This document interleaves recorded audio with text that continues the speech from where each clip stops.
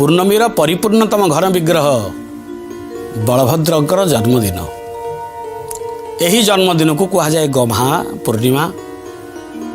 ଏହି ଜନ୍ମଦିନକୁ ଆଜି ଶ୍ରାବଣ ପୂର୍ଣ୍ଣିମା। ଏହି ଜନ୍ମଦିନକୁ କୁହାଯାଏ ରାକ୍ଷୀ ପୂର୍ଣ୍ଣିମା। ଏହି ଜନ୍ମକୁ କୁହାଯାଏ ଗହ୍ମାଡିଆ ପୂର୍ଣ୍ଣିମା। ଅନେକ କଥା, କଥା ଯେତିକି ବ୍ୟଥା ସେତିକି। କଥା ଯୁକ୍ତ ବ୍ୟଥା ସମାନ ପ୍ରସଙ୍ଗ।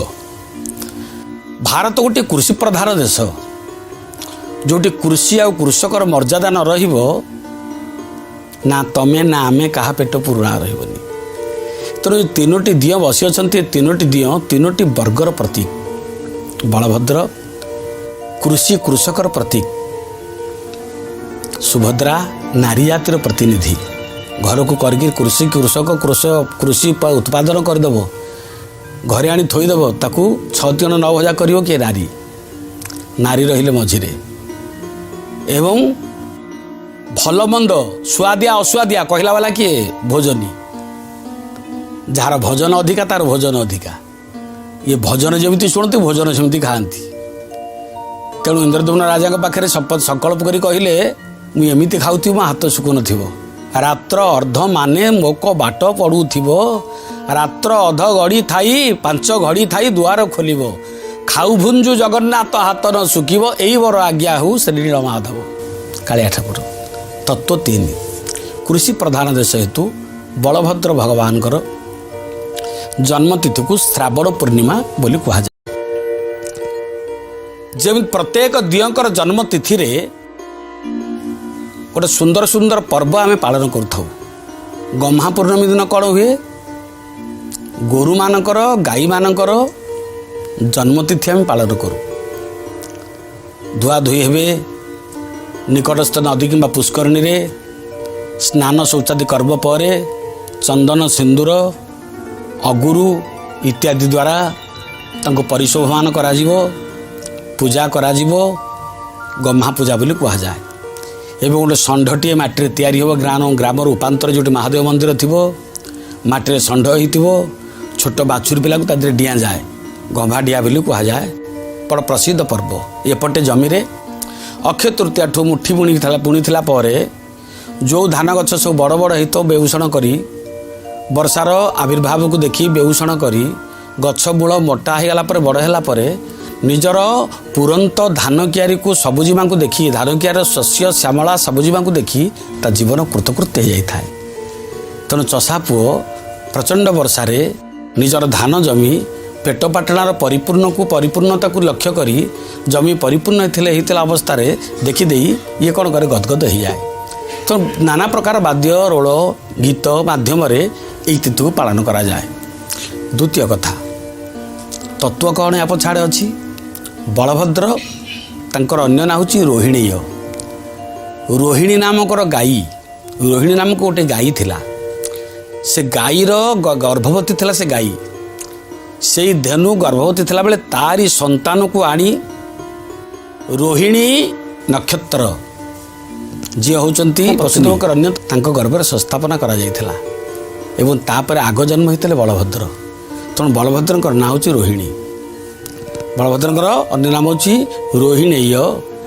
ରୋହିଣୀଙ୍କ ଗର୍ଭରୁ ସେ ଜନ୍ମ ହୋଇଥିଲେ।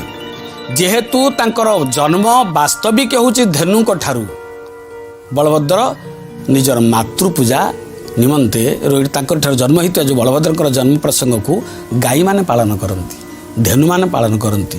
ବାସ୍ତବିକ ଆମ ସଂସ୍କୃତିରେ, ଆମ ମର୍ଯ୍ୟାଦାରେ, ଆମ ମହନୀୟ ସେବା ପୂଜା ଭିତରେ ଆମେ ଗାଈମାନଙ୍କୁ ମାନ୍ୟବର ସ୍ଥାନ ଦେଇଛେ। ସେ ହେଉଛନ୍ତି ଆମର ସାଂସ୍କୃତିକ ଇଲାକାର ଏକ ମାନନୀୟ ପ୍ରତିଭା ଗାଈ। ତେଣୁ ବ୍ରାହ୍ମଣ ଏବଂ ଧେନୁ ଏ ଦୁଇ ଜଣଙ୍କୁ ସମାନ ନିକିତିରେ ବସାଇ ଦେଇଛନ୍ତି ଭଗବାନ ବ୍ୟାସ।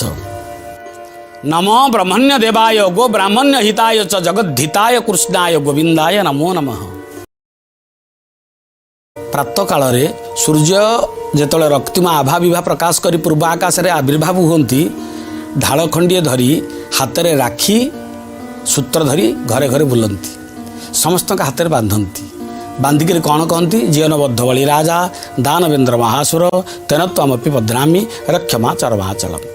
ये प्रसंग आगुरी आप शुणी बलि द्वार मुहर बामन रूप से त्रिविक्रम भगवान 3टा पाद जो विस्तार करदे 2टा पाद तो बलि दान दे पारा तृतीय पाद को निज मुंड देखईदेला जो मुंड देखई दियंती ना से भगवान तार मुंड पर पाद रखीदे तेणु बलि गला पाताल को भगवान जहाँ चापिबे रखला वाला किए अच्छी तो बुड़ब ही बुड़ब तेणु से बुड़ी बुड़ी बुड़ी बुड़ी गला तलू तलू जो गला धरला गोड़ जोड़ा को कहला मु गड़ू तलू जाऊँगी मु डाउन डाउन तू भी डाउन डाउन पूरा टाणीला तलू को चलले भगवान तले रहिले भगवान भले भगवान को देखईदेले कहले बापा मर्त्यमंडल राजा होते तलर राजा हेलु ना केतेटा तल ना बापा ये 7टा बड़ बड़ राज्य अच्छी तल अतल वितल तलातल रसतल सप्त पाताल ये सप्त पाताल तू राजा हबू कहला मुझे राजा भी तू चपर आसबू ना कहीं ना दांड द्वार में नाइट वाचमैन जगिया वाला कहीं ना एत संपत्ति किए नहीं जी भगवान रहिले सेठी भगवान द्वार चपर भगवान रहिले जगिले लक्ष्मी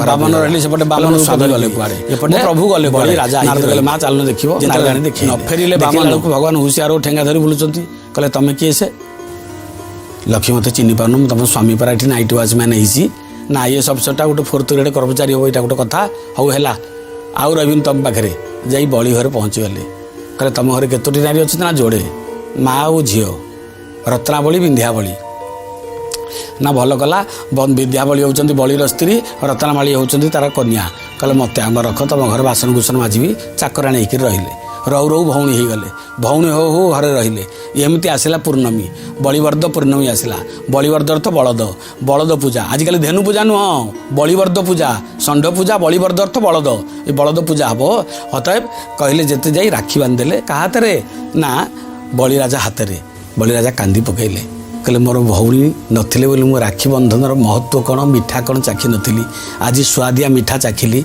भौणी भाउणी हाथ में भाउणी भाई हाथ में राखी बांधीदेले तार सुरक्षा देवाई भाई ताको जाबतीय जिनिस दे थाए कौन तू मागुचु कह अमूल्य जिनिस देवी प्रथम करी राजा होकर सप्त पाताल राजा मु जहाँ मागू ता देवी ना एत बाटे कहीं जाऊच भाई बड़ भौणीटा तुम भौणीटा बड़ हो बाहागर कर तुम मन होनी ना हाँ होची ना क्या बाहू कह जहाँ कह बाहर करदेवी ना एत बाटे कहीं जाऊच दांड द्वार मोर जो गेड़ा होकर बामनाकृत लोकटी अच्छी बाड़ी धरिक तृतीय प्रणय पड़ी जाइए ना मुझे किए से हेले भिणई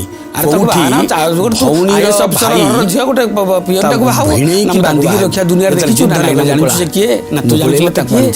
निजस्व प्रकाश तेणु राखी बांधि बोली माँ जगदम्बा लक्ष्मी ठाकुराणी सारा जगतर भंडार घरणी लक्ष्मी ठाकुराणी गोविंदांग विहारिणी लक्ष्मी ठाकुराणी बलिर हाथ में शुल्क होची जेन बद्ध बलि राजा दानवेन्द्र महासुर तेनत्वामपि बध्नामि।